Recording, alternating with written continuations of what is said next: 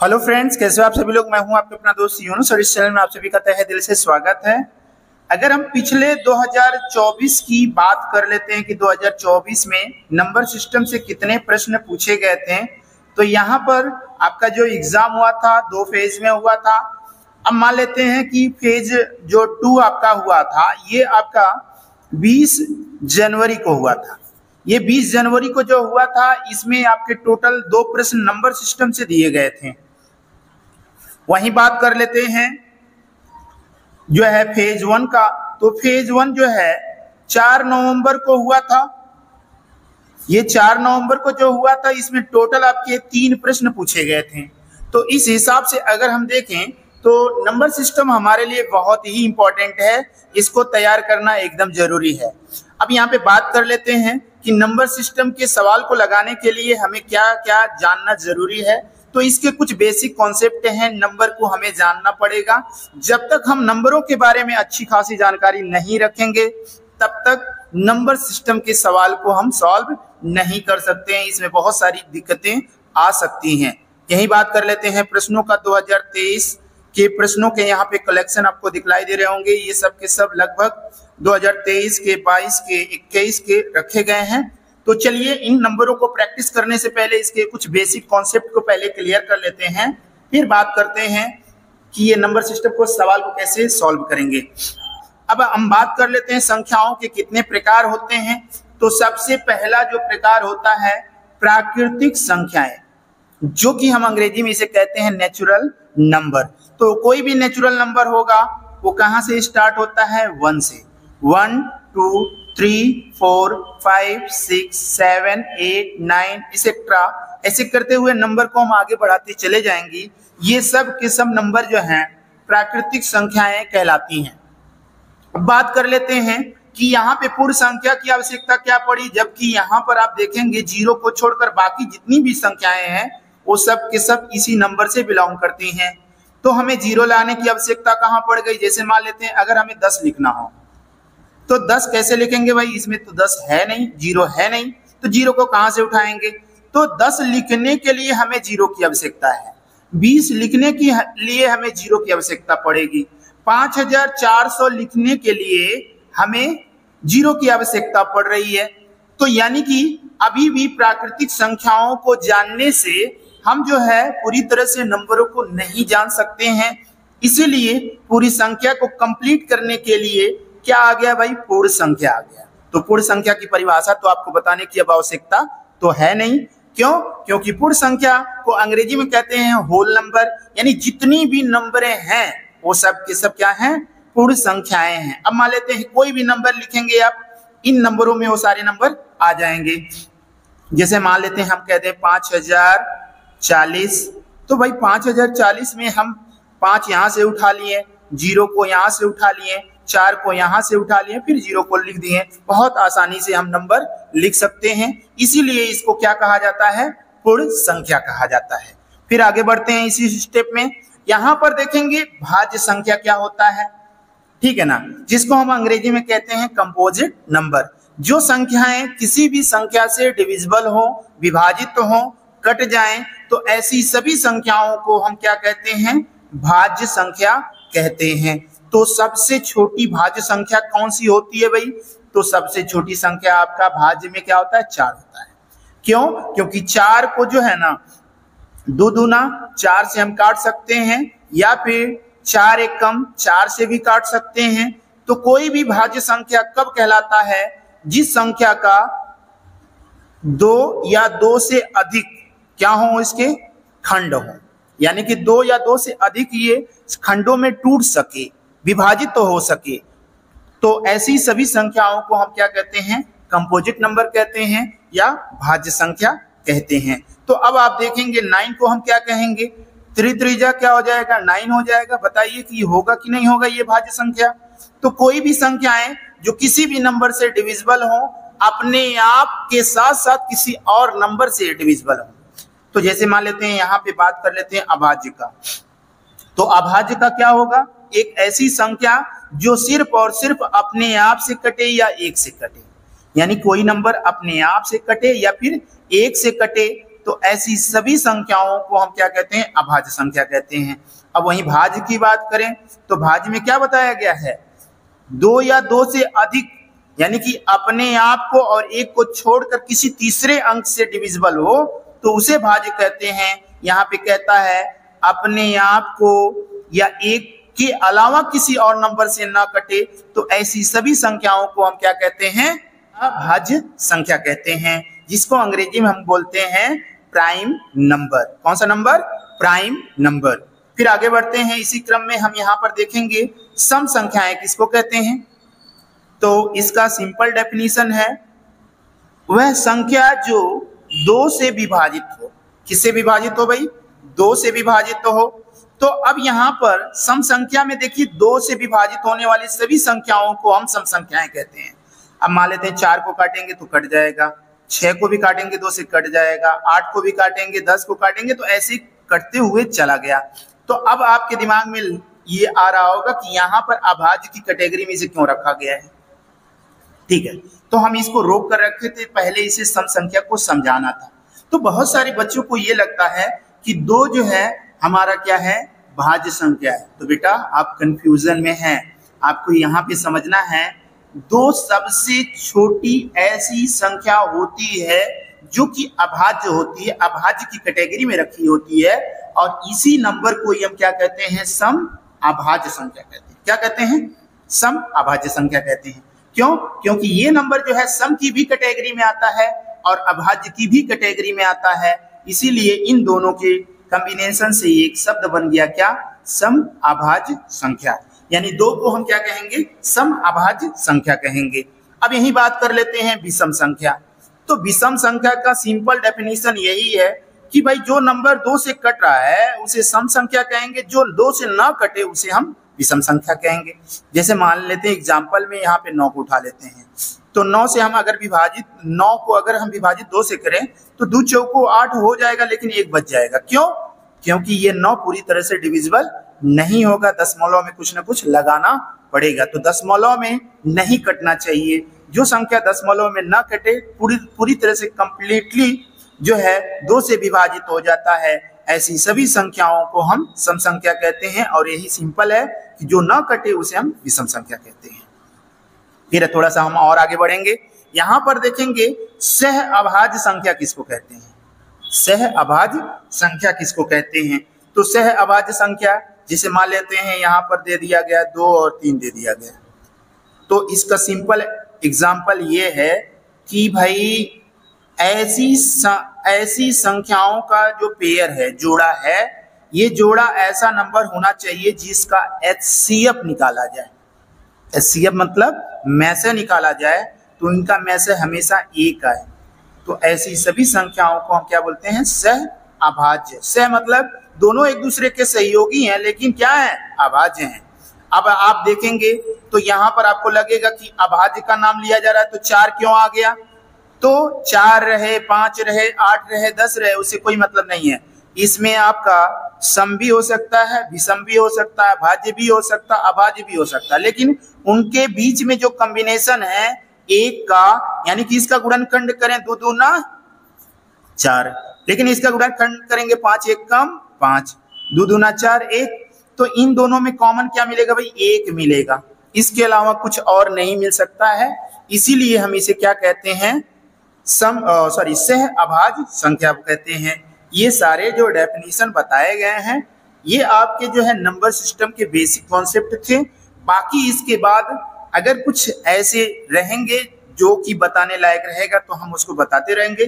फिलहाल यहाँ पर आ जाते हैं, कुछ प्रश्नों को सॉल्व करते हैं, देखते हैं कि कैसे कैसे प्रश्न आपके एग्जाम में पूछे गए हैं। जैसा कि यहाँ पर देखेंगे, जैसा यहाँ पे कह रहा है दो संख्याओं की सबसे बड़ी अभाज्य संख्या, तो दो अंकों की सब 95, 96, 97, 98, 99, यही जो संख्याएं हैं इनमें हम बात कर लेते हैं। तो 1 से लेकर 9 तक ये तो आपका एक अंक का हो गया भाई, लेकिन यहाँ पे कहते हैं 10 से, तो जो 10 से स्टार्ट होने वाला है ये सभी संख्याएं जो होंगी वो क्या होंगी, 2 अंकों की ये संख्याएं होंगी। लेकिन इनमें हमें क्या छांटना है भाई, अभाज्य संख्या उठाना है। सबसे छोटी विषम, तो दो अंकों की सबसे बड़ी अभाज्य संख्या तथा सबसे छोटी विषम अभाज्य संख्या ढूंढना है। तो चलिए यहाँ पर देखेंगे तो सबसे बड़ा ये नंबर देखिए 95 कटने वाला है, ये 96 भी कटेगा, 98, 99 भी कटेगा, लेकिन यही सबसे बड़ी नंबर है जो कि क्या है, एक आपका अभाज्य संख्या है, तो 97 हो गया। अब कह रहा सबसे छोटी विषम अभाज्य संख्या, तो अभी आपको बताया गया विषम संख्या कौन सी होती है भाई, सबसे छोटी विषम संख्या क्या होती है, सबसे छोटी विषम अभाज्य संख्या। तो सबसे छोटी विषम अभाज्य संख्या क्या हो सकता है, विषम भी रहे अभाज्य भी रहे, तो भाई हमारा ये क्या हो जाएगा, 3 हो जाएगा, ठीक है ना। 2 कहेंगे तो 2 तो आपका अभाज्य तो है, लेकिन ये किसकी कैटेगरी में आता है, सम अभाज्य की कैटेगरी में आता है, तो ये नहीं हो सकता है। तो 7 त्रिक 21 को 1 कैरी कितना मिल गया आपको, 2 मिल गया। 9 त्रिक 27, 28, 29 कितना हो गया भाई, 291। कौन सा ऑप्शन राइट होगा भाई, हमारा बी वाला ऑप्शन राइट होगा। ऐसे एग्जाम में आपके क्वेश्चंस आने वाले हैं। चलिए आ जाते हैं अगले प्रश्न में, देखते हैं 5555 को लिखा जा सकता है। ये सारे क्वेश्चन जो है 2023 के हैं, ठीक है ना। तो यहाँ पर देखेंगे ये क्या है, 5055 है, 5505 है, 5550 है। तो देखिए ये वाला ऑप्शन राइट होगा कि नहीं होगा, तो हमारा ये वाला ऑप्शन राइट है। अगले प्रश्न में आ जाते हैं, सभी अंकों 9704 का प्रयोग करके 4 अंकों को सबसे बड़ी संख्या बनाना है और सबसे छोटी संख्या का क्या निकालना है, अंतर निकालना है। तो भाई सबसे बड़ा नंबर इसमें कौन है, सबसे बड़ा नंबर 9 है, उससे छोटा कौन है, 7 है, उससे छोटा क्या है, 4 है, और सबसे छोटा अंक क्या है, 0 है। तो 4 अंकों का ये सबसे बड़ी संख्या बन गया। फिर 4 अंक का सबसे छोटी संख्या का अंतर निकालना है, घटाना है। तो भाई बहुत सारे लोगों के दिमाग में चलता होगा कि भाई इसी को उल्टा कर लेते हैं, यहाँ 0 कर लेते हैं, यहाँ 4 कर लेते हैं, यहाँ 7, यहाँ 9। तो भाई आप इसको घटाएंगे तो कभी भी आपका राइट आंसर नहीं मिलेगा। क्यों नहीं मिलेगा, इकाई दहाई सैकड़ा, क्योंकि इसके आगे 1000 बार 0 लगा तो कोई मतलब नहीं है। तो ये 4 अंकों का अंक नहीं है। कितने अंकों का है, 3 अंकों का हो गया। तो इस चीज का ध्यान में रखते हुए आपको सही अंक लिखना पड़ेगा। जैसे मान लेते हैं इसी संख्या को हम ऐसे लिख लेते हैं। अब हमें 4 अंकों का सबसे छोटी संख्या बनाना है, तो सबसे छोटी संख्या इसको यहाँ पर रख लीजिए और 0 को यहाँ रख लीजिए। अब आपका इससे जो बनने वाला सबसे छोटी संख्या यही बनेगा, इससे छोटा और नहीं हो सकता। यहाँ 7 कर लीजिए, यहाँ 9 कर लीजिए, फिर घटा लीजिए। आप देखिए 10 में से 9 गया, आपका हो गया 1, यहाँ पे बच गया 3, 13 हो गया, 7 6 13 6 हो जाएगा। अब यहाँ पे आपको लगाने की आवश्यकता नहीं है। देखिए 61 61 दोनों में, फिलहाल एक अंक और घटा लेते हैं। यहाँ पे क्या हो जाएगा 6 और यहाँ पे क्या हो जाएगा आपका 5। बताइए इसमें से कौन सा ऑप्शन राइट है, तो डी वाला ऑप्शन राइट हो गया, ठीक है ना। आगे बढ़ते हैं इसी तरह का। हम अभी यहाँ पे बताया ना कि 1 है, 2 है, एंड सो ऑन करते हुए जाएंगे, कहाँ तक, 99 तक पहुंचेंगे। ये जितने भी अंक होते हैं ये कितने होते हैं भाई, ये 1 से लेकर 99 तक। इसमें हम अगर देखें तो 1 2 3 4 9 तक अंक जाने के बाद ये एक अंक से हट जाता है, 10 से शुरू होता है, 99 तक ये 2 अंकों की संख्याएं होती हैं। यानी 10 और बीच में 99, ये जो नंबरें होते हैं ये 2 अंकों की होती हैं। तो बताइए इसमें टोटल अंक कितने होंगे। तो भाई टोटल 2 अंकों की संख्याओं का अंक अगर हम पता करें तो सबसे लास्ट अंक होता है 99, जिसमें से 9 नंबर घटा लीजिए, क्योंकि 1 से लेकर 9 तक का एक एक अंक का होता है, उसको घटा लेंगे तो आपका हो जाएगा 90।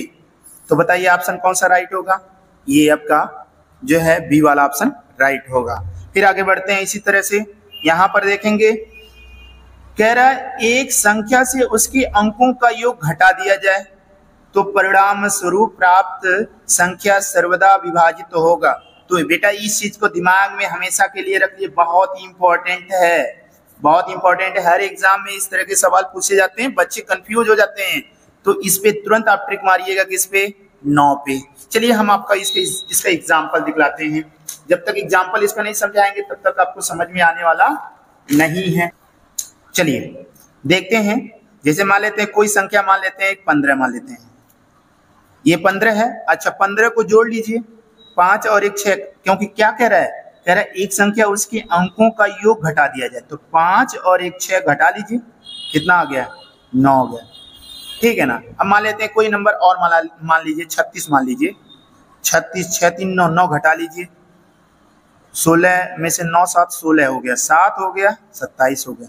तो बताओ ये 9 से कट रहा है, 27 9 3 27 से कट रहा है कि नहीं कट रहा है। एक आध एग्जाम्पल और देख लेते हैं, ठीक है ना। मान लेते हैं यहाँ पर 55 मान लो, ठीक है 55 मान लो। अगर 5 और 5 जोड़ लो तो 10 हो जाएगा, चलो 10 5 हो गया आपका, और ये आपका क्या हो जाएगा, आपका हो जाएगा 4। बताओ 5 9 45, 9 से कटेगा कि नहीं कटेगा। तो कोई भी ये जो नियम है बहुत इंपॉर्टेंट है, इसको हमेशा के लिए दिमाग में रख लीजिएगा। किसी भी संख्या को रखने के बाद उस संख्या में उनके अंकों को योग अगर घटाओगे तो हमेशा वो नंबर जो मिलेगा वो 9 से नंबर कटने वाला नंबर मिलता है। तो बहुत ही इंपॉर्टेंट ये है, इसको अपने दिमाग में हमेशा रखिएगा। चलिए आगे बढ़ते हैं, प्रश्न नंबर आ जाते हैं 6वें पे। प्रश्न नंबर 6वें में आप देखेंगे 4 अंकों की सबसे छोटी संख्याओं का अभाज्य संख्याओं का गुणनफल के रूप में व्यक्त करने पर प्राप्त होगा। कौन सा प्राप्त होगा भाई, देखो ध्यान से। 4 अंकों की छोटी से छोटी संख्या क्या बनेगा भाई, 1 2 3 1 2 3 4 हो गया, ठीक है ना। 4 अंकों की सबसे छोटी संख्या यही है, 1000 है। तो कभी भी गुणनखंड करना हो तो ध्यान रहे, एक जीरो नजर आ जाए तो उसका 2 गुणे 5 होता है, फिर एक जीरो नजर आएगा तो इसका भी 2 गुणे 5 होता है, फिर इसका भी जीरो नजर आए तो 2 गुणे 5 होता है। तो बेटा अपने दिमाग में ये हमेशा रखिएगा, गुणनखंड करने के लिए आप ऐसे मत उठाइए, ठीक है ना। टाइम अपना बर्बाद करेंगे, 2 5 10 जीरो हो जाएगा, फिर 2 2 ना 4 जीरो हो जाएगा, ऐसे काटेंगे तो अच्छा खासा टाइम आपका बर्बाद होगा। तो यहाँ पर देखेंगे 2 1 बार 2 बार और 3 बार हो गया। तो 3 बार किसमें है भाई, 1 2 3 इसमें है, और 5 कितनी बार है, 1 बार 2 बार 3 बार, 5 भी 3 बार है। तो हमारा ये वाला ऑप्शन राइट है, ठीक है। अगले प्रश्न में आ जाते हैं, प्रश्न नंबर 7वें में। यहाँ पर देखेंगे 7वें प्रश्न में प्रथम 4 अभाज्य संख्याओं का योग क्या होगा। प्रथम 4 अभाज्य संख्याओं का योग क्या होगा, तो ये ऑप्शन आपका डी वाला ऑप्शन राइट है। कैसे, अभाज्य संख्याएं क्या होती हैं, जो संख्या जो है अपने आप से या 1 से कटे। तो भाई सबसे छोटा नंबर 2, उससे बड़ा 3, उससे बड़ा 5, उससे बड़ा 7 होता है। कितने नंबर बोला भाई, 4 नंबर बोला, इसको जोड़ लीजिए, 7 3 10, 10 5 15, 2 17, टोटल आपका कितना हो गया 17। तो बताइए कौन सा ऑप्शन सही होगा, डी वाला ऑप्शन हमारा राइट है। अगले प्रश्न में आ जाते हैं, प्रश्न नंबर 8वें में 6 अंकों की सबसे छोटी संख्या तथा 4 अंकों की सबसे बड़ी संख्या का अंतर क्या होगा। 6 अंकों की सबसे छोटी संख्या क्या होगा भाई, 1 जीरो लगाकर उसके बाद 5 जीरो और लगा दीजिए, 1 2 3 4 5। तो अब आप देखेंगे टोटल 1 2 3 4 5 6 अंक हो गए। तो ये सबसे छोटी संख्या हो गई। अब बड़ी संख्या लिखने के लिए भाई जितनी बार आप लिखेंगे उतनी बार 9 लिखेंगे, क्योंकि जितना कहेगा उतना बार 9 लिखना पड़ेगा। भाई कितना है, 1 2 3 4 हो गया। तो ये बड़ी संख्या बोला है तो बड़ी संख्या लिख देंगे। ये 2021 का क्वेश्चन है। अंतर का है, अंतर मतलब घटा लेंगे। इसमें से एक उधार लेंगे 10, 10 में से 9 गया 1। अब भाई इसके पास बचा कितना, 9, 9 में से 9 गया 0, 9 में से 9 गया 0, 9 में से 9 गया 0। अब यहाँ पे क्या बचा है बताइए तो जल्दी से, यहाँ पर बचा है आपका 9। तो बताइए ऑप्शन कौन सा राइट है, ऑप्शन हमारा ये वाला राइट है, ठीक है ना। आगे बढ़ते हैं, प्रश्न नंबर 9वां। 2,02,000 को अंकों में लिखने पे प्राप्त होगा 2 लाख। तो 2 लाख, अब इसको कैसे लिखोगे, चलो हम इसको लिख कर बताते हैं। 2000 को 2000 तो इकाई दहाई सैकड़ा हजार, 2000 कह रहा है, इकाई दहाई सैकड़ा हजार, 10,000 लाख। 2 लाख की बात किया है तो बताओ इकाई दहाई सैकड़ा हजार 10,000 लाख, 2 लाख 2000 हो गया कि नहीं हो गया। तो बताइए कौन सा ऑप्शन राइट है। तो ये वाला हमारा 9वें का सी ऑप्शन राइट है, ठीक है ना। 10वें प्रश्न में आ जाते हैं। 10वें प्रश्न को ध्यान से देखिए आप लोग। यहाँ पे क्या कह रहा है, 7 अंकों की सबसे बड़ी संख्या, 7 अंकों की सबसे बड़ी संख्या तथा 4 अंकों की सबसे छोटी संख्या के बीच में अंतर निकालना है। 7 अंकों की सबसे बड़ी संख्या क्या होगा भाई? 9 7 बार लिखना है। 1 2 3 4 5 6 7, 1 2 3 4 5 6 7। और 4 अंकों की सबसे छोटी संख्या, तो 4 अंकों का भाई 1 2 3 4 1 कर लेंगे, फिर घटा लीजिए अब 9 9 9, ये 8, फिर 9 9 9। बताइए इधर 9 3 बार, इधर 9 3 बार, बीच में 8, तो बताइए कौन सा ऑप्शन राइट होगा? ये वाला ऑप्शन राइट है। ठीक है ना। ऐसे प्रश्न आप लोग को मिलता रहेगा। मिलते हैं अगले वीडियो में। Thank you so much. Bye bye.